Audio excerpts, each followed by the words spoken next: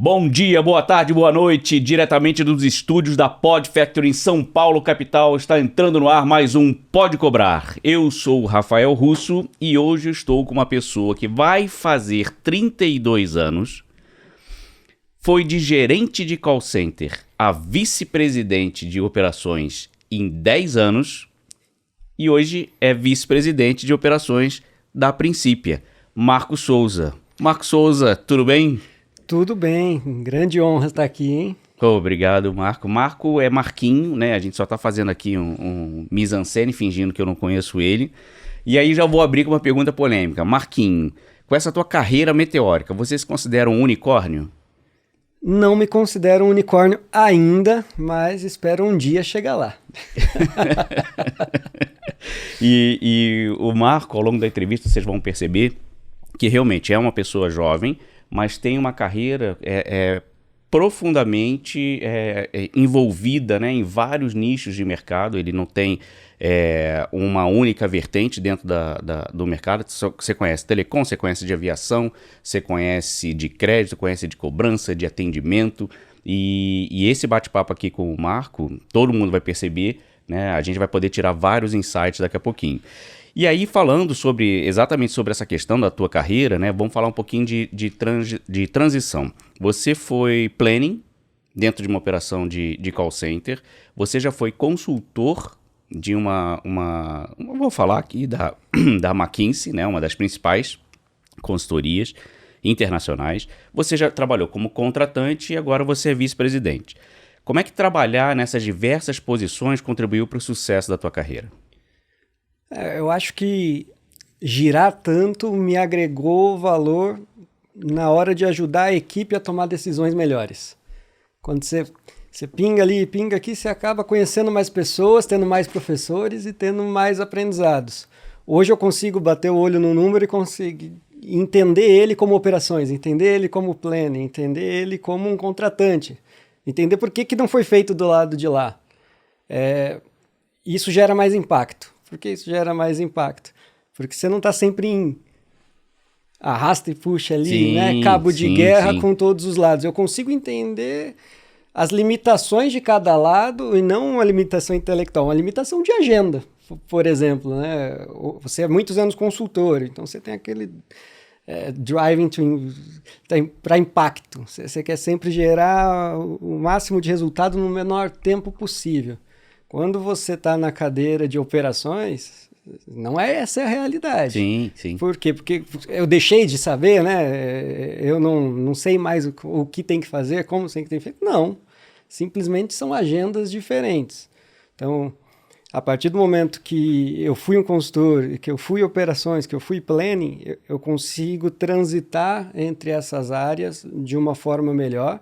E eu consigo entender que, por exemplo, hoje, como operações, eu preciso de uma consultoria. Por que eu preciso de uma consultoria?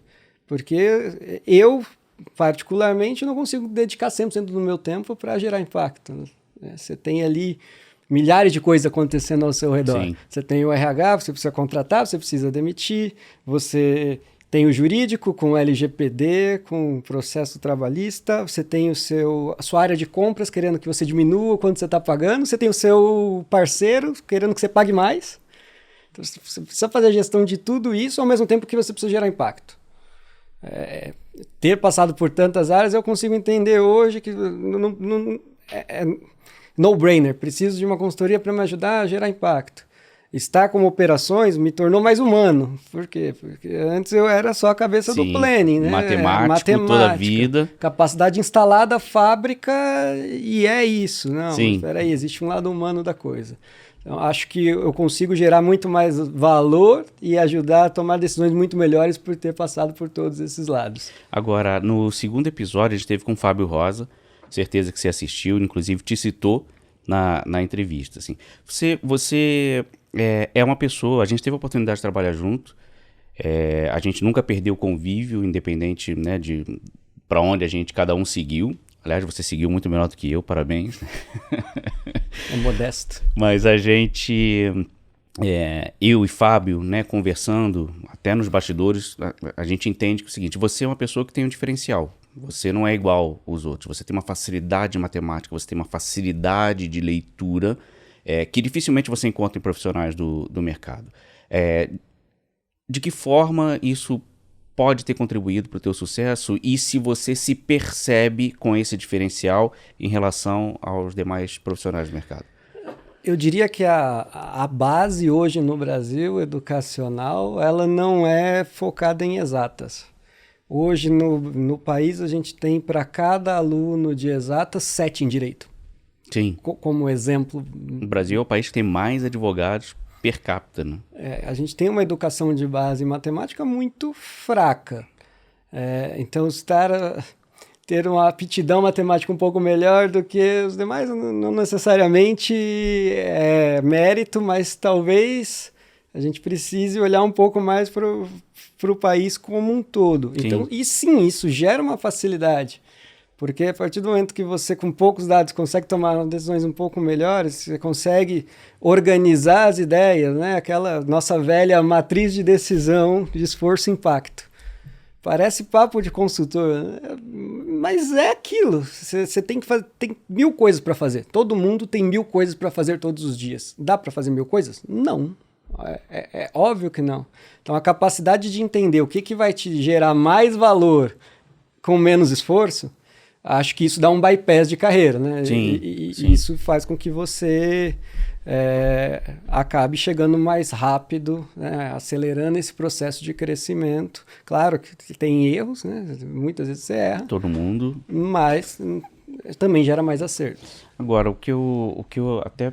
Isso, obviamente, né, é importante, essa leitura rápida de dados, mas esse teu raciocínio lógico, matemático, ele te tornou uma pessoa bastante cartesiana. E, conforme você falou anteriormente, né, o fato de ter trabalhado em operações te humanizou um pouco mais, mas você tem esse senso lógico muito latente em você, né? Você consegue tomar essas decisões mais rápido do que a média, justamente porque você consegue enxergar a parte mais lógica, menos humanizada. E aí eu pergunto, em algum momento você foi mais lógico e depois você poderia ter... depois você fez uma reflexão e falou assim, puta, eu poderia ter sido mais humano nessa tomada de decisão? Eu acho que muitas vezes, né? Como o meu lado lógico é maior aí hoje que o lado humano, por personalidade, né? Não é uma questão intelectual, mas sim de perfil. Muitas vezes eu tomei essa decisão e lá atrás eu tomava com mais vezes. Muitas vezes o mercado criou uma guerra que se chama resultado a qualquer custo. Sim. Muitas vezes você espreme ali aquele cara que está com você ao máximo possível. Só que, diferente da fábrica, o ser humano quebra, né? Uhum, E a curto prazo você consegue um ótimo resultado, mas você deixa uma operação insustentável a médio prazo. E isso me gerou problemas no passado. Sim. Tomar a decisão de pedir sempre o máximo da capacidade instalada, né? De sempre focar em ter o melhor jogador, não necessariamente o que faria a gestão melhor dos outros recursos. O resultado vem das pessoas. Sem dúvida. O resultado não brota. Então, foi um aprendizado e a duras penas de que sim precisa ter um lado humano equilibrado com esse lado cartesiano, senão também não vai vir o impacto. Senão não vai funcionar. E de toda forma, não falando para baixo, mas lateralmente ou para cima, em algum momento isso te causou atritos com as pessoas e você precisou remediar, isso dificultou o teu trabalho? Sim, principalmente depois de ter sido consultor na primeira experiência pós-consultoria. Você ainda vem com um drive muito matemático, um drive muito de metodologia, de criação de impacto, e muito menos de sou gestor e parceiro das pessoas. Então, em algum momento, acho que a palavra sabotagem ela é pesada, mas a palavra antipatia que você mesmo gerou ela encaixa. Né? Sim. Você conhece a minha trajetória, já trabalhamos juntos, inclusive. Em algum momento, aquela ousadia de não dá para fazer, vamos fazer sim, e a sua área vai ter que fazer e a outra área vai ter que fazer também. Em vez de costurar alianças, Sim. O que para mim parecia muito lógico, que não, todo mundo vai comprar, né? O resultado vai vir. Não é tão lógico para todo mundo. Isso não é tão lógico para todo mundo. E às vezes a pessoa está ali há 20 anos fazendo a mesma coisa. Às vezes mais. Às vezes mais. Ela não teve uma porção de escolas como eu tive. Eu tive professores maravilhosos. Né? Eu já estou o Fábio Rosa, Robson Menezes, enfim. Tive pessoas que me ajudaram muito no passado. Tive escolas mackensianas, tive escolas de operações no chão da fábrica. Para mim parecia muito lógico que fazer alguma coisa ia dar o resultado e matematicamente era muito lógico mesmo, mas esse processo de convencimento que eu não fiz antes. Sim. Se eu tivesse trocado as etapas, né? Não, primeiro eu vou convencer de que isso aqui vai dar resultado. Por quê? Porque é uma outra realidade. Uhum. Talvez eu teria conseguido resultados melhores, menos antipatia em algum momento e mais aliados. Hoje eu foco em formar aliados. Né? Hoje eu foco em ter uma corrente forte de aliados para conseguir chegar em todos os objetivos que eu tenho traçado. Mas no passado nem sempre foi assim, principalmente nessa transição de consultor para executivo. Esse momento realmente criei alguns atritos consideráveis na carreira. E essa seria uma próxima exploração do nosso bate-papo aqui. Qual posição mais te desafiou? Eu acho que a posição de fornecedor como operação de cobrança ela é a mais desafiadora das que eu girei.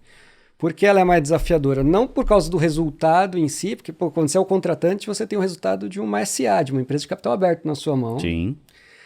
Quando você é o consultor, você tem a reputação, enfim.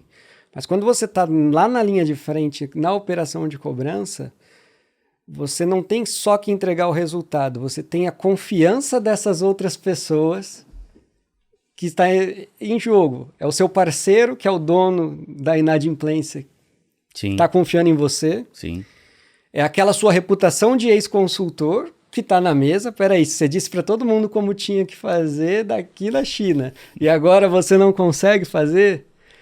É a falta de investimento que o mercado gerou, porque já é um mercado extremamente espremido do ponto de vista de margem. Então, com pouquíssimo dinheiro, uma mão de obra que você não consegue investir para qualificar, você precisa atender a necessidade do contratante, que é enorme, e também atender a necessidade da área de compra dele, que está todo o tempo tentando te fatiar. Então, essa posição você está sempre passando por dificuldade. E não só por você ter que resolver o problema de um, mas quando você tem 60 operações diferentes, telecom, varejo, banco, toda hora você vira a chave, porque os problemas não são comuns a todas elas, né? O ecossistema, a topologia não é igual em todos os lados. Então essa é uma posição que você está sempre ali, meio que andando em círculos, resolver um problema, volta para resolver um problema. Dificilmente você está olhando para frente em como aplicar o PDCA melhoria contínua. Então, você vive em constante crise. Né? Todos os dias você está em crise pelos mais diversos fatores. E, Marquinhos, vou voltar um pouquinho na pergunta.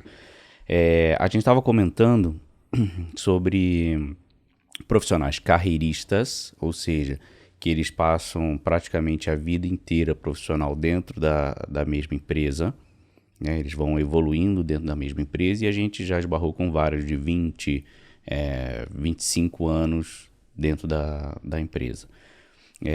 E o outro perfil de profissional, que é o nosso perfil de profissional, que resolve, né, que apresenta projetos, conclui projetos, entrega projetos dentro de contratantes, né, de empregadores diferentes, e a gente assume outro projeto.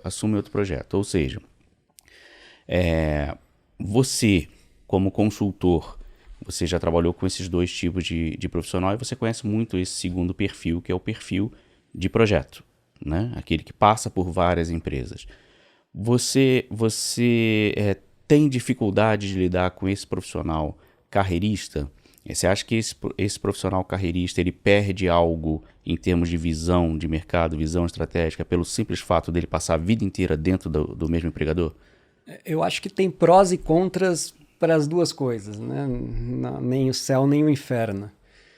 Qual que é o lado bom do carreirista? O lado bom do carreirista é que ele conhece os detalhes daquela empresa.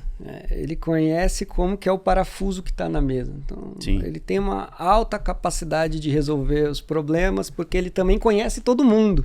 Então, quando precisa furar uma fila, quando precisa de um bypass, ele já conhece onde ir, já sabe quem acionar.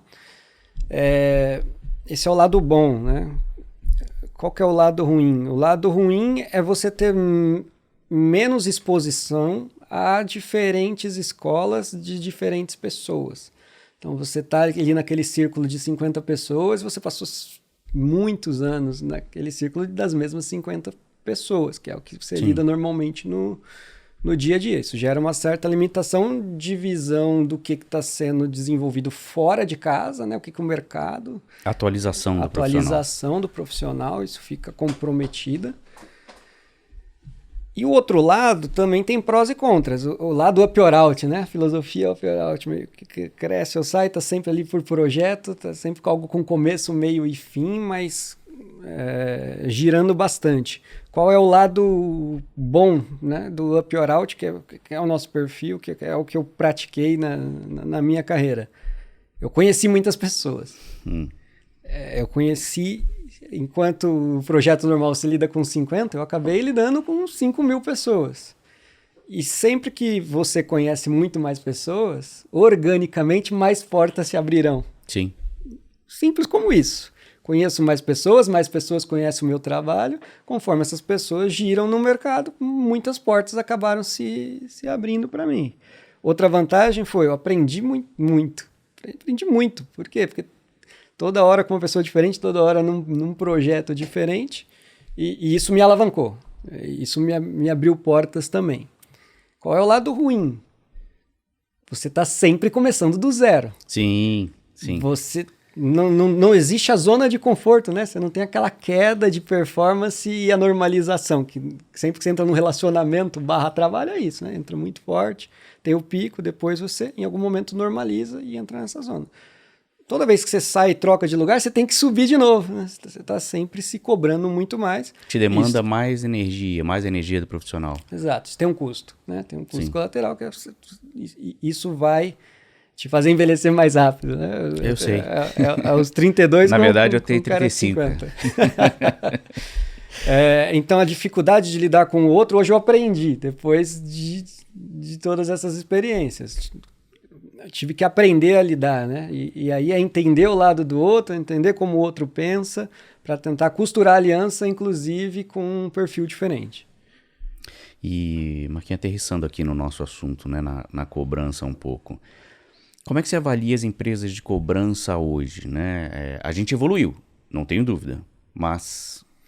Eu acho que as empresas de cobrança, de forma muito simples, elas estão engatinhando de novo.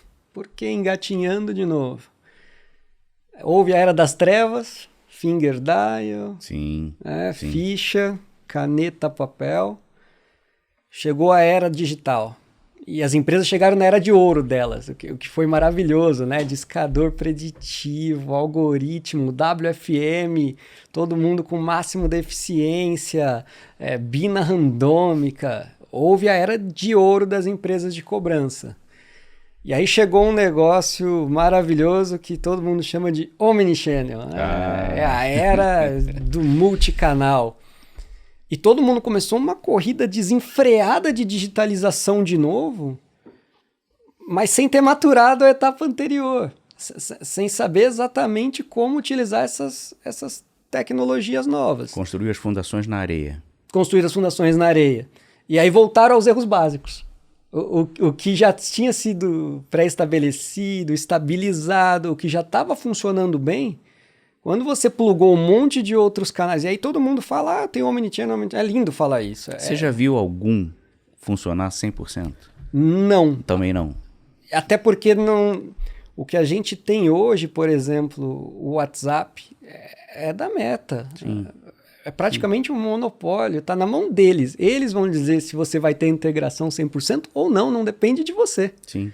Então nenhum multicanal vai funcionar 100% do jeito que o mercado vende, que está tudo mega integrado. Eu já vi alguns funcionarem muito bem, eu vim de uma empresa que fazia isso e a gente gastou uma energia infinita e bastante dinheiro em fazer isso funcionar bem, mas mesmo assim ainda depende muito da inteligência humana que está sendo empregada por trás. Porque você tem os canais integrados razoavelmente bem, mas você não tem a inteligência artificial que toma a decisão para cada canal e que vai saber o que vai fazer em cada situação. Na prática, você tem isso muito bem amarrado com uma árvore de decisão por trás. Sim. E fazer isso é muito difícil. Você corre o risco de não fazer lá o básico, que era muito bem feito.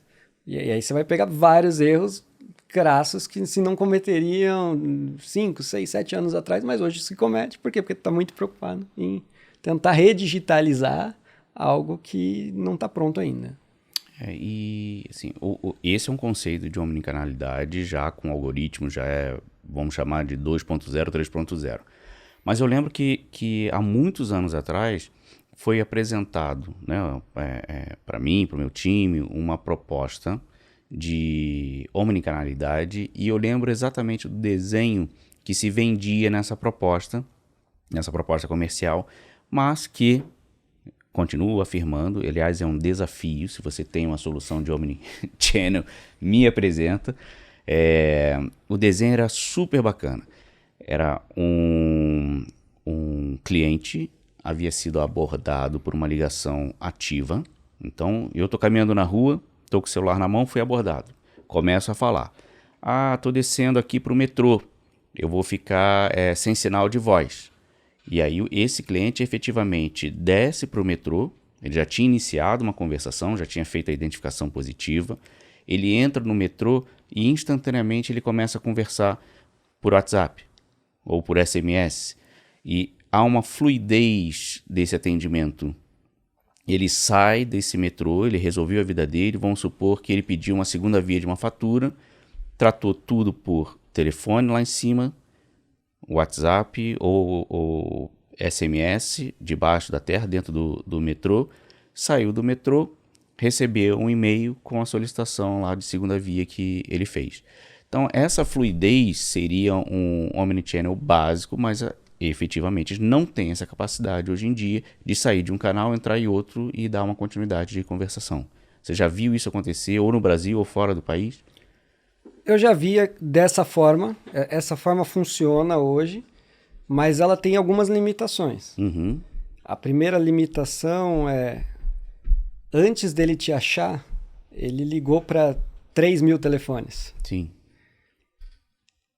E aquela decisão que ele vai tomar em cima especificamente do seu telefone, percentualmente, ela é nada em relação às outras 2.999 decisões que ele tem que tomar em cima dos outros telefones que não atenderam. Uhum. Muitas pessoas focam no alô para frente. Mas o alô é de 1 a 4%. Ponto. Esse é o hit rate de uma operação de dívida jovem. E o que a gente está fazendo com os outros 96%? Acho que esse é o desafio. O Omnichannel ele tem que funcionar super bem, não só do alô para frente. Dos 4% que atenderam, eu já vi e acredito que isso funciona bem. Mas as empresas ainda têm muita dificuldade de lidar com os outros 96% que não atenderam na primeira chamada. E aí começa aquele maçarico desvairado, né? Não é nem uma árvore de decisão. Liga, manda o SMS, manda o WhatsApp, manda o e-mail, liga de novo, aí não sabe pilotar o discador, entra em looping, liga 20 vezes para um, não liga nenhuma vez para o outro.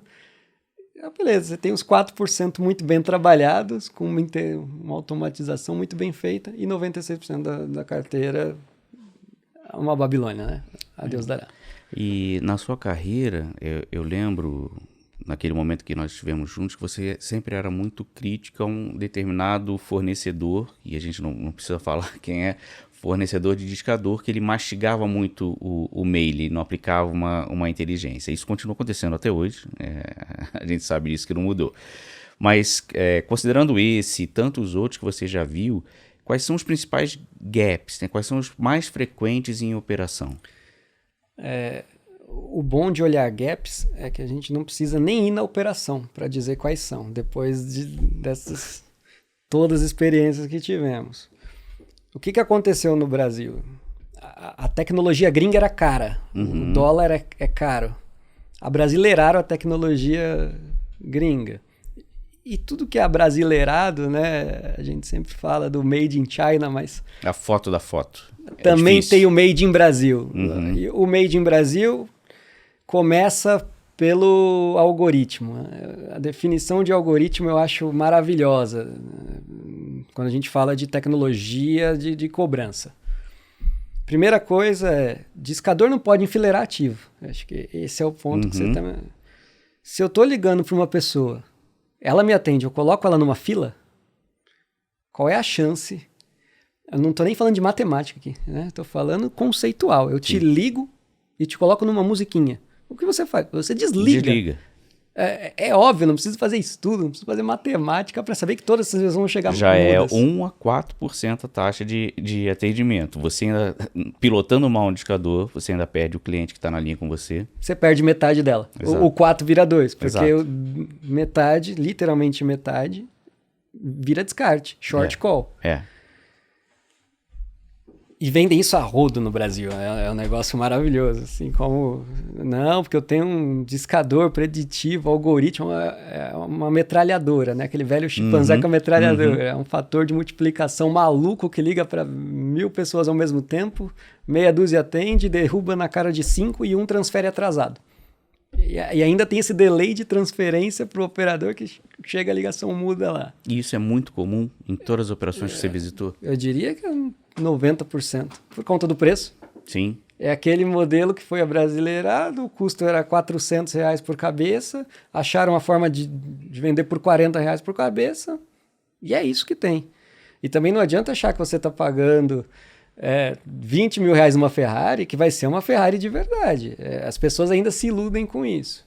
Outro erro que é banal, e eu sempre faço 2 perguntas quando chego em qualquer lugar. Né? A primeira coisa é, você está discando só para celular? Parece óbvio também, né? Claro, eu tiro o analítico de discagem de hoje, da última 1 hora. Aí você vê lá discando na horizontal. Porque a configuração default do discador ele vem flegado. Alguns dizem que é de discagem diagonal. Até hoje eu estou tentando descobrir o que é uma discagem diagonal, mas ok. E aí você pergunta para a pessoa, onde é que está seu celular? Está aqui. Onde é que está o seu? Está aqui. E o seu? Está aqui. Criatura de Deus. Se... Em 3 casos, 100% está com o celular no bolso. E se você estiver na sua casa, o seu telefone celular vai estar mais próximo de você do que o telefone da sua casa. Por que você não está discando na vertical para o celular? Isso todo mundo erra. É impressionante como parece óbvio, mas todo mundo erra. E tem um segundo erro que... Um terceiro? É o terceiro erro. Ele é engraçadíssimo, porque às vezes você tem um recurso muito bom, que sabe pilotar o discador, e você tem um discador gringo que tem um algoritmo melhor e uma operadora de telecom ruim. Você pergunta, qual operadora você está usando? Estou usando a operadora... Está falando qualidade de links. É um absurdo como tem operador espelho ruim oferecendo serviço de péssima qualidade. Isso também é consequência de uma busca incessante por margem, melhorar a margem. Então você acaba lançando mão de operadoras espelho que não tem uma qualidade tão boa. O que é uma economia burra na prática. Por que é uma economia burra? Porque qual que é o recurso mais caro? É o ser humano. Sim. Aí você paga um ser humano para ficar sentado ocioso. Por que ele está ocioso? Porque você está com um operador, você está com um discador bom, com um bom piloto, e a cada 1000 chamadas que saem, 999 tem rejeição. Vai funcionar? Óbvio que não. Acho que esses são os 2 primeiros erros, 3 primeiros erros que todo mundo faz. É impressionante. Se você for em 10 lugares estarão cometendo este mesmo erro. É praticamente um padrão no mercado. E me dei muito bem como consultor, sim, porque quando você... São 2 arestas que você mexe ali que dobra o resultado instantaneamente. Ok, bota um link bom, já vai melhorar o 4%. Arruma a configuração do discador. Já deixa exponencial o resultado. Essa é uma questão que vai remeter a gente também para a negociação em compras do custo unitário. Vamos falar de uma PA fixa, né? E o empresário, ele sempre vai buscar melhorar a margem dele. Fato, né? Se compras estica muito a corda e começa a pagar um valor de PA, um custo unitário muito baixo, é óbvio que o cara vai dar os pulos dele. Ele vai contratar espelhinho, ele vai deixar de comprar, de contratar um bom indicador, um indicador gringo. Então, essas pequenas coisas no dia a dia vão baixando a qualidade do serviço, certo? E um dos itens clássicos de consultoria que você faz muito bem, perdão, é o benchmark do custo unitário de PA no mercado, né? É importante a gente ter em mente, e aí os gestores, né, de operação que acompanham a gente, é importante a gente ter em mente e sempre acompanhar, ou através de uma consultoria que faz esse trabalho muito bem, ou através do relacionamento com outros colegas, qual é a média de custo de PA que vem se praticando no mercado e buscar, óbvio que a otimização de custos ela é importante, mas ela pode vir de outra forma, inclusive com a melhoria da qualidade do que é produzido na operação, esse custo se paga. Então, assim, não se percam em custo unitário. Economia, né, a qualquer preço, ela não necessariamente significa uma melhoria de performance dentro da companhia. Concorda ou não? Eu concordo 100%, né? Às vezes as pessoas estão sempre querendo espremer custo, e não é errado, é o nosso modelo capitalista, a gente está sempre buscando margem, é isso que mantém a economia de pé. Mas tem que aprender a fazer conta, né? A gente volta para o nosso tema original. Quanto custa um operador CLT? Quanto custam 2? Né? Telecom no Brasil não é barato. Uhum. Mesmo um de baixa qualidade, ainda é caro. A Anatel, né, o órgão regulamentador, colocou um monte de regras a mais. Sim. O que torna a operação mais custosa. Você precisa de mais tecnologia para não ferir regras que foram estabelecidas recentemente. Se você empilhar todos esses custos um em cima do outro e olhar que está empatado, o parceiro está perdendo dinheiro. Sim. Se o parceiro está perdendo dinheiro, ele não vai te entregar as pessoas que você precisaria ter. Ele não vai te entregar o link de telecom que você deveria ter para manter aquelas poucas pessoas que ele conseguiu entregar ocupadas. Sim. E ele não vai conseguir colocar um real em capacitação daquelas pessoas para conseguir que aquele tempo que ele ocupou seja mais eficiente, que traga mais resultado. Às vezes você está economizando 5%, 10%, né, no seu OPEX, mas o seu resultado está caindo 30%, 40%. Eu acho que aprender a fazer conta, olhar de forma fria, empilhar os custos, faz com que você tome essa decisão de compras. Está muito apertado. Se eu for com esse custo aqui, não vai parar de pé. E existe muita empresa aventureira também no Brasil que não sabe fazer conta. Uhum. Eu acho que esse não é um erro só do cara lá de compras que está tentando bater meta. Esse é um erro do empreendedor. O empreendedor também não sabe fazer conta, porque ele aceita numa RFP chegar num preço que o próprio business dele não se paga. Não adianta, porque eu quero portfólio, eu quero ter essa empresa grande como minha cliente. Não, se paga. Em algum momento, ou você não vai aguentar, ou ele vai te trocar porque você não está dando performance. e você ainda vai ficar com prejuízo, né? Você ainda vai morrer com prejuízo. Alto. Então, vale para os dois lados. Compras, cuidado, empilhe os custos e veja se faz sentido, né, o que você está colocando. E empreendedor, dono da operação, por favor, não faça loucura, porque vai ficar ruim para os dois lados. Marquinhos, essa história de botar o operador remoto ou manter o operador físico, como é que tá isso? Essa pergunta é a pergunta de R$1 bilhão, né? Tema polêmico, tema controverso. Eu diria que no mercado tem 1 milhão de pessoas dizendo que tem dados para provar que funciona, e eu tenho outro 1 milhão de pessoas com dados para provar que não funciona. Então isso virou meio que uma discussão de camisa, virou uma discussão política. Tá polarizado. Tá polarizado, né? Entre amantes do home office versus quem não gosta do home office. Então eu vou dar minha opinião pessoal, baseada em experiência e especificamente para operações de atendimento / cobrança, né? Vamos aos números que são fato, né? Sem ser de um lado, sem ser os números que os dois lados concordam. Você tem, numa operação boa, 4% de turnover. Uma operação boa. Ou seja, você troca metade das pessoas todo ano. O operador ganha o piso salarial e você exige o mínimo possível de embasamento acadêmico dele, né? Ali o ensino médio. E olhe lá às vezes. O supervisor dessa operação, ele é o operador de ontem, que não foi embora na leva do turnover e que não faltava. Ele era o seu cara bom, que não gerava absenteísmo. Ou seja, você tem um supervisor que era operador ontem e que, como a margem está super espremida, que é a discussão de compras, você teve um investimento de absolutamente zero. Né? O investimento para capacitar pessoas em atendimento e cobrança no Brasil é igual a zero. Claro, vai vir várias pessoas dizer que tem investimento, que tem capacitação. Se a PA já tem uma margem super apertada, como é que você vai ter overcapacity para tirar essas pessoas de sala, da PA, colocar numa sala e capacitar elas?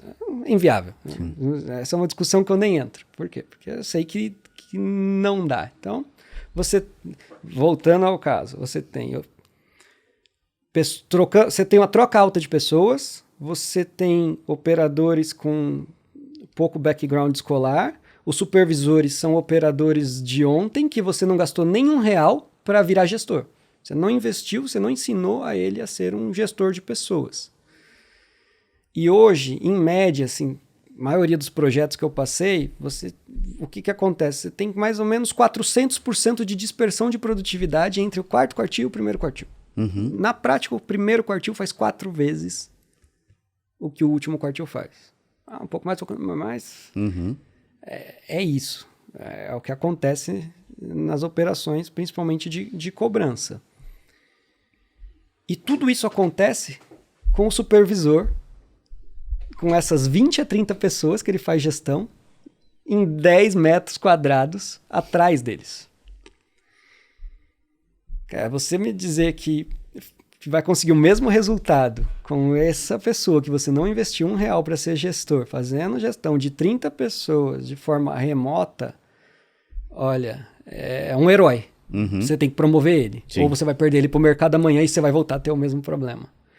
E eu não estou nem levando em consideração o fator social. Porque como são pessoas que têm um salário menor, têm poder aquisitivo menor, logo moram em casas relativamente menores e com muito mais pessoas dentro da mesma casa. E ainda tem o fator de não conseguir se isolar para focar no trabalho, né? Porque quando você está focado, realmente, vai embora. Mas e quando você tem várias distrações dentro de casa? E quando você não tem uma infraestrutura boa? A internet da minha casa é muito boa, mas ela custa 10% do salário bruto de um operador de cobrança. Não acredito que eles estejam dispostos arcar com 10% da renda bruta deles, nem líquida, com uma boa internet. E eu não estou falando internet para postar videozinho no TikTok. Estou falando internet boa bastante para você conseguir manter uma conversa em VoIP durante 3 ou 4 minutos. Sim. Não é algo tão simples. E tem mais o fator tecnológico, que você tem ali 5, 6 ou 7 sistemas diferentes, de linguagem diferentes, se comunicando de forma diferente, numa VPN. Não é um LAN to LAN. Não tem um cabo espetado da casa das pessoas até o call center. Se a gente já tem um problema de telecom com as pessoas do lado do PABX, com elas em casa, esse problema é ainda mais agravado. Sim. Então, a minha opinião pessoal, considerando tudo isso, é que raramente, numa operação de atendimento ou cobrança, vai se conseguir a mesma performance no remoto igual se tem no presencial. Marquinhos, vamos falar de causo agora, causos da vida, porque você tem um monte de história super legal. Me fala um pouquinho sobre a tua experiência naquela empresa de aviação. Eu acho que quando eu falei que aprendi a ser humano, a empresa de aviação foi a que mais me ensinou a ser humano, porque eles têm uma cultura de cuidado do funcionário. Um dos princípios deles é que você tem o melhor trabalho da sua vida e eles levam isso a sério. Não estou falando de piscina de bolinha e escorregador. Estou falando de realmente cultura da empresa, de cuidar das pessoas. Isso se reflete nos resultados. Cada dia eles têm um NPS melhor, o mínimo de atraso possível, enfim, prêmio atrás de prêmio.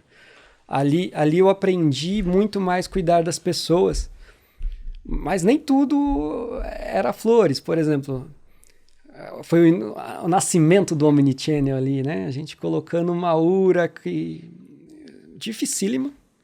O call rate em aviação é 0,3, cada 3 pessoas que voam, uma entra em contato com o call center. Pelo menos era na época que trabalhei, né? Pode ter melhorado isso, mas é um call rate super alto. E o que as pessoas buscam são perguntas totalmente abertas. Diferente de banco, que você liga para perguntar 5 coisas. Na aviação tem gente que liga para perguntar se o voo está confirmado e tem gente que liga para perguntar se pode levar o revólver na cintura.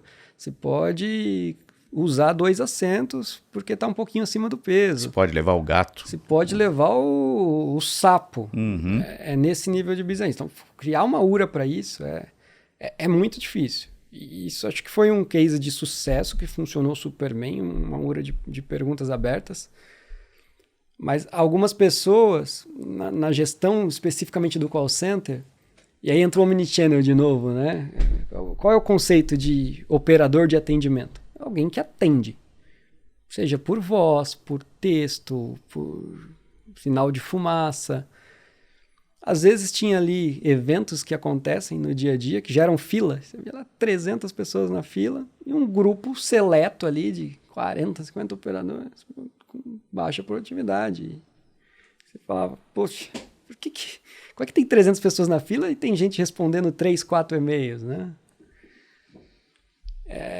A dificuldade depois que você tirou uma pessoa, um operador de voz para texto, para voltar ele para voz, é a mesma coisa que falar desiste e contrata de novo. As pessoas geraram uma resistência tão grande a voltar para voz que eu comecei a receber atestados de transtorno de adaptação de trabalho. Porque deixou de responder texto e voltou para voz. Então, foram muitos aprendizados na companhia aérea, né?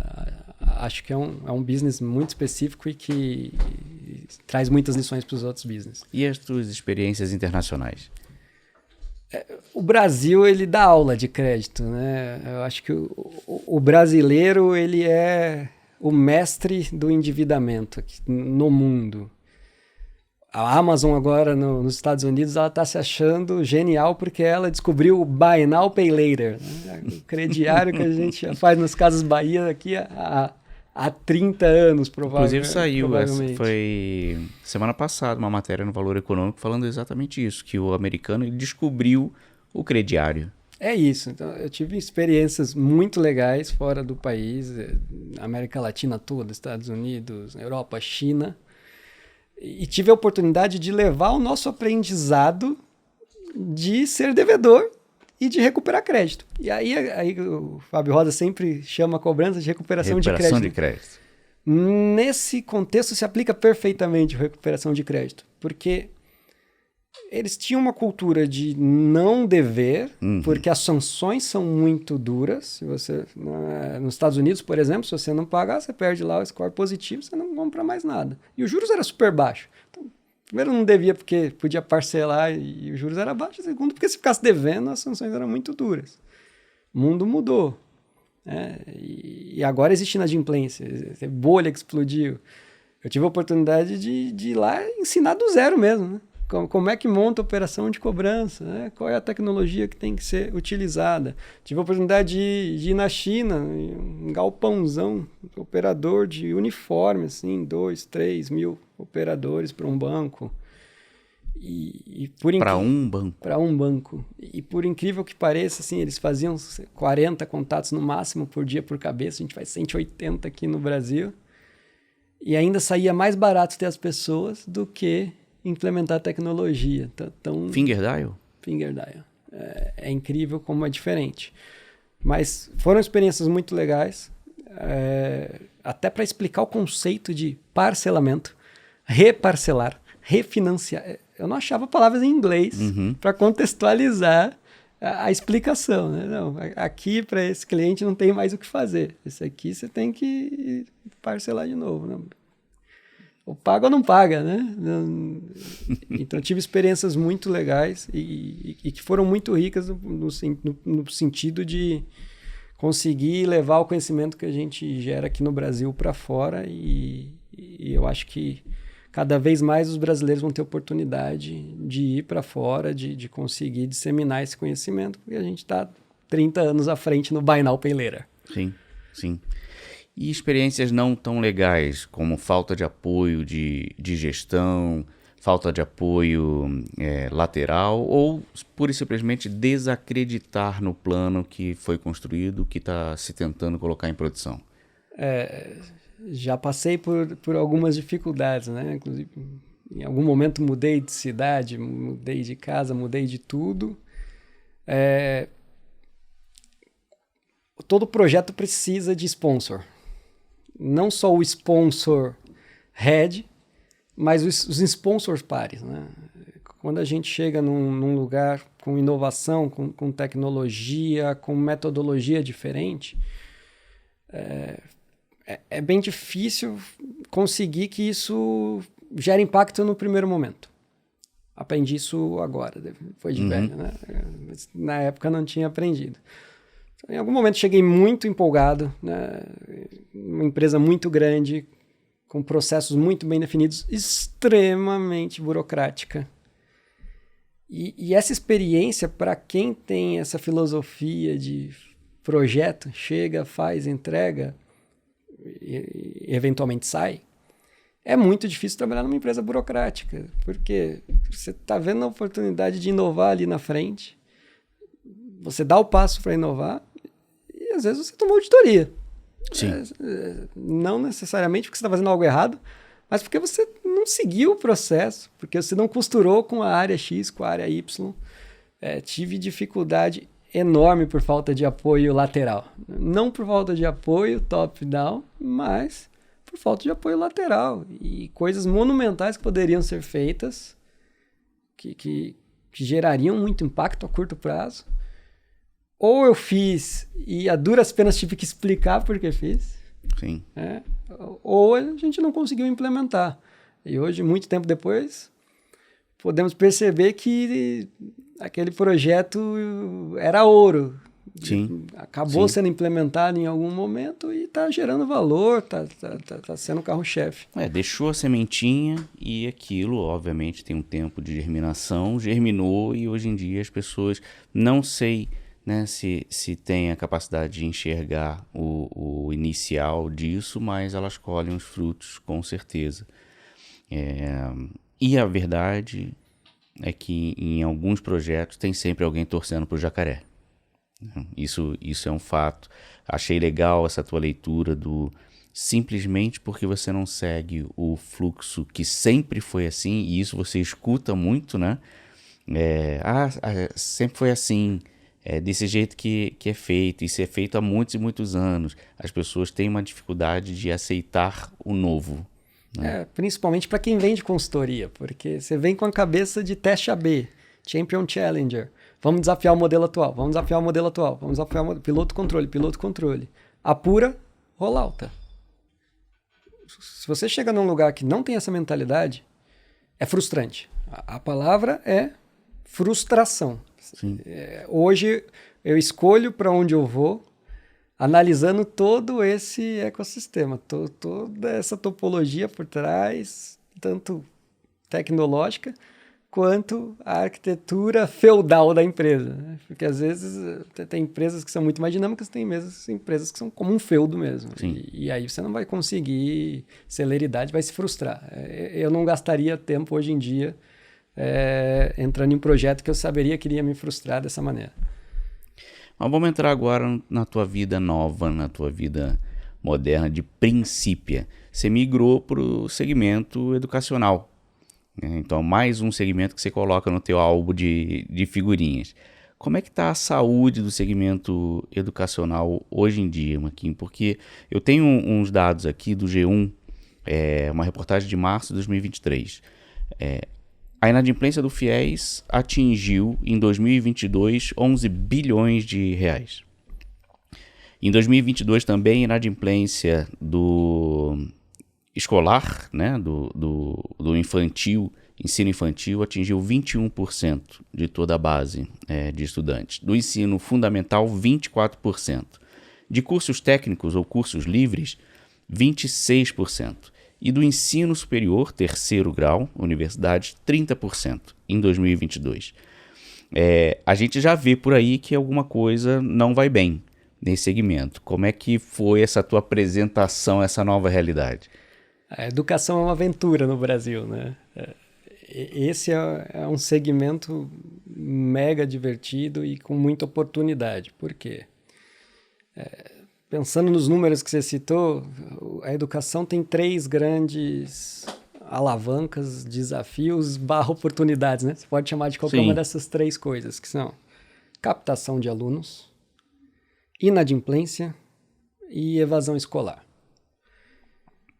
A princípio, ela nasceu para endereçar um deles, que é resolver o problema de inadimplência diretamente e talvez indiretamente reduzir a evasão, porque a gente sabe que a evasão, apenas 1/3 chega no final do curso, 2/3 acabam desistindo da faculdade no meio do caminho e 80% desses que desistem é por motivo financeiro. Uhum.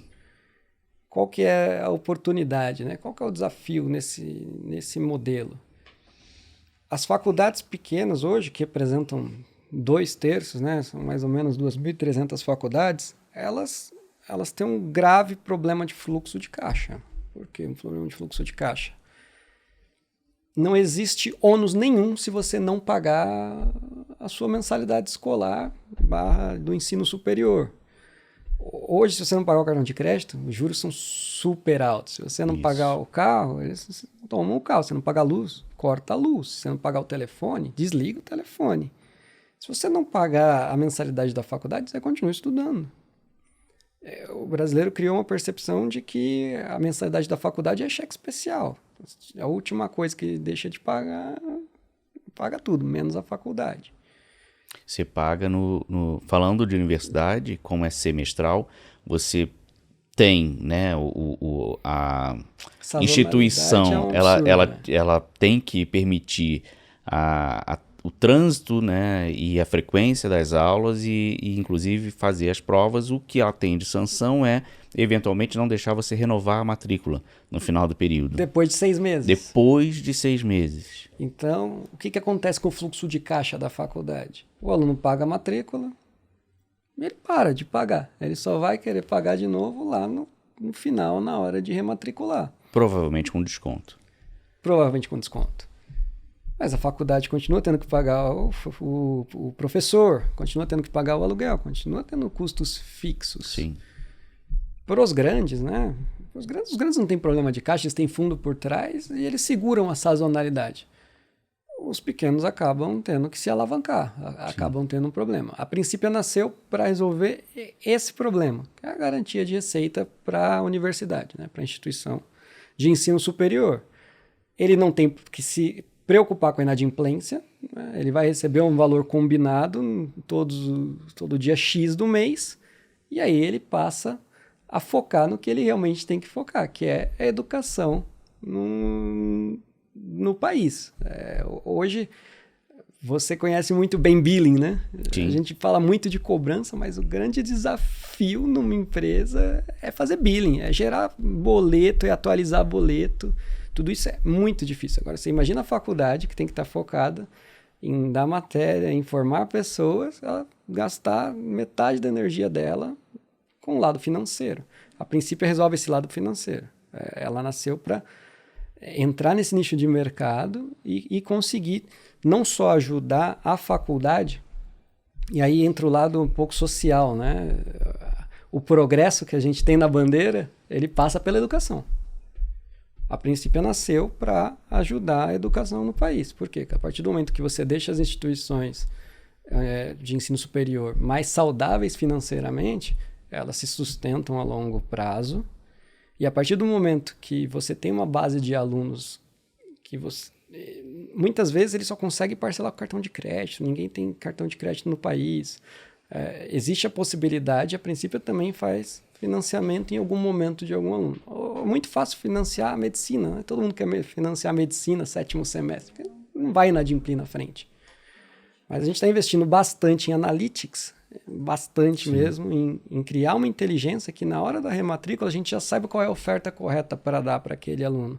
E às vezes é financiar no boleto mesmo, né? Parcelar ali em 2, 3 vezes. Tem aluno que está no último semestre, no penúltimo semestre. Claro que não é para todo mundo, óbvio. Mas dependendo do perfil do aluno ali, se é um bom aluno que está estudando, tem várias coisas a serem consideradas no perfil de crédito que fazem com que a gente também consiga ajudar um grupo de alunos e ajudando também esse grupo de alunos, obviamente, em algum momento, indiretamente, a gente reduz evasão, reduz inadimplência, ajuda os dois lados da moeda, tanto a universidade quanto o universitário. A iniciativa da Principia, eu arrisco dizer, né, ela é a mais inovadora das últimas décadas no Brasil. Né? Eu nunca havia visto um programa, né, tão forte, com viés social, de você reduzir a evasão, né, escolar, e com um objeto principal que é de realmente dar fôlego a essas pequenas universidades. Acho que nunca ninguém havia encarado, olhado para esse problema do fluxo de caixa das pequenas universidades. Então, nesse sentido, conta um pouco de como é que você chegou, como é que você descobriu a Principia e como é que você chegou a vice-presidente dessa operação. Esse background de conhecer muitas pessoas acaba abrindo diversas portas e diversos papos, né? Em algum momento ali no ano passado, o Newton, que é o founder da Principia, ele tem um background enorme com a educação, era de fundo de investimento, ajudou a fundar os grandes grupos ali, a comprar, unificar, foi CFO de uma grande em algum momento. Ele viu essa oportunidade, ele resolveu empreender e resolveu montar um time bem capacitado, né? um time forte para tirar do papel a Principia e colocar no ar. E para conhecer algumas pessoas, ele acabou buscando ali a McKinsey. Sim. Que também conhecia o Fábio Rosa, que acabou me puxando para uma conversa e eu conheci o Newton nesse momento. Newton trabalhou com o McKinsey também, né? Ele também é ex-McKinsey. Ex-McKinsey. Também é ex-McKinsey. Então, em algum momento a gente se conheceu e começamos a discutir essa ideia. A princípio, ali estava saindo do papel e eu achei uma ideia fantástica, né? Isso é realmente inovar, isso é realmente muito atuar num mercado com baixa competitividade E se você for pensar friamente, hoje o Uber é uma empresa enorme de transporte sem ter carro. O Airbnb é uma empresa enorme do ramo imobiliário sem ter nenhum imóvel, né? Hotel, a grande das hoteleiras sem ter hotel. A princípio, ela vai caminhar para ser a grande da educação sem ter faculdade. Então, acho que o que mais me seduziu nessa história toda foi isso, né? A gente tem a oportunidade de trilhar esse caminho. Bom, Marquinho, e conta pra gente, a carteira de clientes da Princípio já está ativa. Vocês já estão rodando, vocês estão captando, obviamente, e eu acredito que essa captação ela seja orgânica. Vocês devem ser mais procurados do que vocês buscam no mercado, esses novos clientes. Sim, a gente começou a operar no final do ano passado. No começo do ano agora, a gente juntou com a Fories. A Fories era uma empresa que já operava desde o ano passado, já tinha mais de 20 clientes, já tinha mais de 20 mil alunos de carteira. A junção das duas coisas foi perfeita, porque já tinha algo ali operando, já tinha o Diogo Fonseca, que era o founder, um cara incrível do mercado de educação, conhece todo mundo. E a partir do momento que juntamos ali as escovas de dentes, foi perfeito, né? Você tinha um modelo bem estruturado aqui, já com aporte da Valor Capital, de alguns outros fundos, e uma operação para a gente agregar, transformar e colocar no caminho que a gente desenhou. E eu, interessado, como é que busca a Princípio? Pode entrar direto no site, principia.net, lá tem como entrar em contato por e-mail, por WhatsApp, enfim. A gente também está nas redes sociais, no LinkedIn, principia.net. E a gente está chegando nos momentos finais do programa. Os 2 últimos blocos, na verdade, são 2 últimas perguntas, padrão para todos os convidados do programa. A primeira chama Tips from the Tops e eu pergunto, fazendo um balanço da tua carreira meteórica, fantástica, quais seriam os conselhos do que fazer e o do que não fazer para que as pessoas que estejam nessa jornada, no início das suas carreiras, possam se tornar o próximo Marco Souza? Eu acho que o conselho do que fazer é esteja pronto. Oportunidade aparece para todo mundo em graus maiores, em graus menores, dependendo de onde você está e do que você está fazendo. Mas eu vim de um lugar que tinha poucas oportunidades, eu tive que ir criando elas aos poucos. Mas todas as vezes que apareceu oportunidade, eu estava pronto para agarrar. Aqui precisava falar inglês. Eu já falava inglês mais ou menos, abracei e fui. Aqui precisava entender, ter um diploma da faculdade. Eu já tinha o diploma da faculdade. Aqui precisava ter o MBA. Eu já vi que eu ia precisar 2 anos antes Se antecipou. E eu me antecipei. Então, muitas das oportunidades que eu aproveitei, né, eu mesmo criei e eu me esforcei para estar pronto antes dela aparecer. Porque quando apareceu, eu pulei. Às vezes pode aparecer 1000 oportunidades, às vezes pode aparecer uma só. Mas se você estiver pronto, aquela uma só vai ser suficiente para te alavancar. E o que eu diria para não fazer é cuidado com a vaidade. Porque o crescimento rápido, ele gera um certo grau de vaidade. Você acaba, você sendo jovem, crescendo rápido, você acaba achando que você sabe tudo e que você pode fazer tudo. Isso não é verdade. Isso é uma grande mentira que você cria para você mesmo. E muitas vezes a vaidade vai te gerar problema, vai te gerar atrito, vai te gerar antipatia das pessoas que você precisa que sejam seus aliados.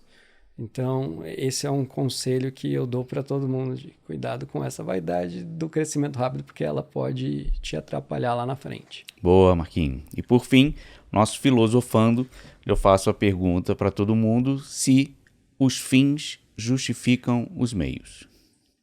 Não justificam. A gente sempre leva essa pergunta para o lado pejorativo, para o lado fazer coisa errada. Mas não necessariamente é isso. Às vezes, eu diria que os fins não justificam os meios, nem quando a causa é nobre. Muitas vezes na minha vida, eu achei que valia fazer tudo para atingir o crescimento de carreira que eu precisava. E eu fazer tudo não é passar ninguém para trás, não é fazer nada errado. é estar num lugar que eu não acreditava. É investir tempo, saúde e energia em um projeto que eu não acreditava. E eu posso falar isso com muita tranquilidade, porque eu acabei infartando. Então, Mesmo com a cidade. mesmo com essa idade, com 28 anos eu acabei infartando. Então não vale. Se você... Existem muitos caminhos na vida. Do mesmo jeito que apareceu aquela oportunidade, vão aparecer outras. Então se você está num momento de carreira que você odeia onde você está, que você odeia o que você está fazendo, que você não acredita naquilo, vale a pena trabalhar 24 horas, mas pelo que você acredita, não pelo que você não acredita. Então, a minha opinião é que nem quando a causa é nobre, não vale tudo, né? Os fins não justificam os meios. Lições valiosas de Marco Souza hoje. Marquinho, obrigado pela tua participação, pela tua disponibilidade. Minha admiração por você, por toda a tua carreira, por tudo que você representa no mercado, ela é enorme, né? Não só minha, mas tenho certeza de que vários dos nossos colegas te enxergam dessa mesma forma. Não, obrigado a você, acho que é uma honra, sabendo os antecessores, né? Quem passou por essa cadeira, Fábio Rosa, Fábio Toledo, Mordecai, enfim. São pessoas incríveis que eu admiro e é uma honra também ter a oportunidade de estar aqui e contar um pouquinho da minha história e muito sucesso para ti. Obrigado, Marquinhos. Bom, esse foi mais um Pode Cobrar, hoje com o Marco Souza. Eu sou Rafael Russo. Se você está acompanhando a gente, não deixa de se inscrever no nosso canal no YouTube e seguir todas as novidades nas redes sociais e no Instagram no @podecobrar. Obrigado mais uma vez. Até o próximo.